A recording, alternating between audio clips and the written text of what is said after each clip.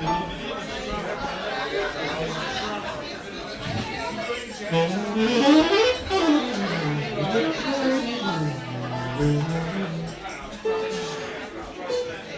I just wanted to say a little brief tribute to my pop. All right, we get a little rowdy, a little bit more alcohol flowing, cool.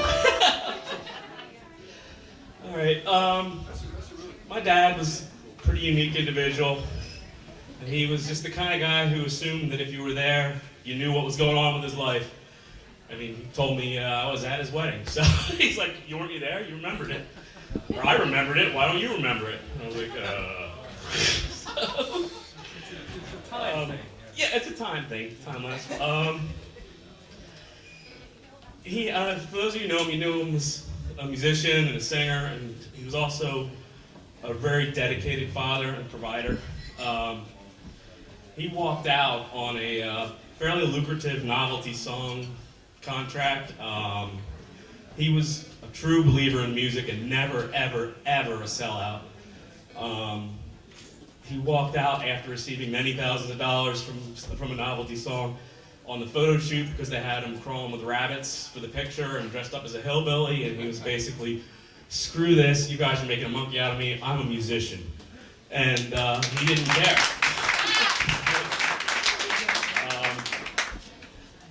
Oddly enough, I never really knew until he started, I guess in the early 90s, hanging out at the Raven's Nest in the wagon wheel. I mean, other than the occasional time in church overhearing him, and he would play songs on his bass and stuff at home along to the stereo, like Easy to Slip, I really remember that. And he would just, I didn't know until I saw him at the wagon wheel, just that he always said he was a soul singer. I'm like, yeah, it's my dad, he's a soul singer. He said he's a soul singer. And a lot of people sing, but I didn't really realize until I saw that, like, what a smoldering fire of soul he had in him.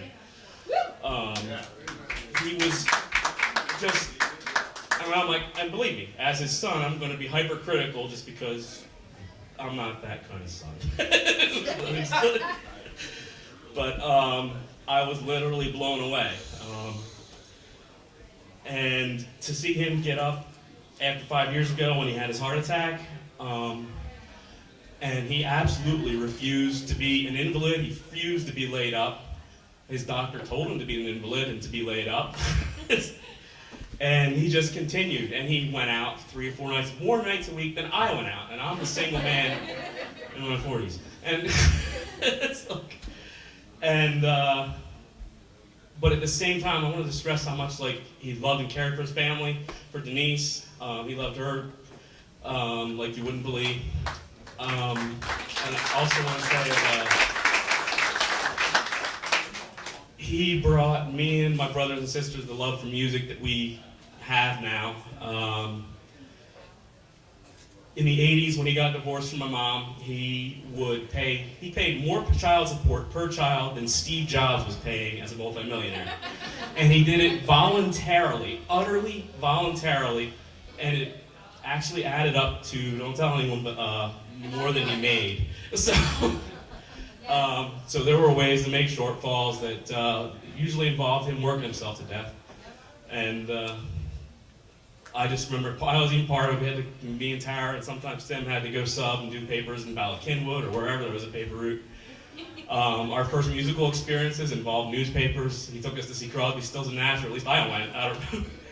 And that was at the Man, which was near the paper route. So that ended around midnight, so guess who was doing 6 hours of paper route? Because it would be dumb to drive all the way back up to Quakertown. So, but I just really appreciate everybody who came out and just to see how much he meant to all of you too.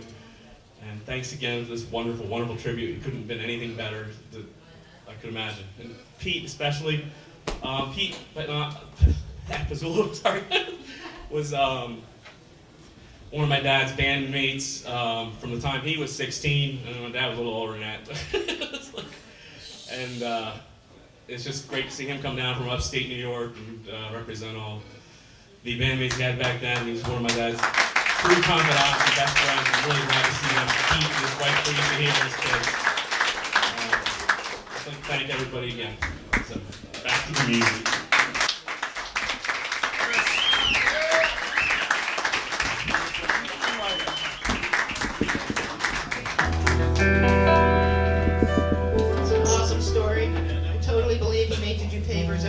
that bandmate that he just spoke of.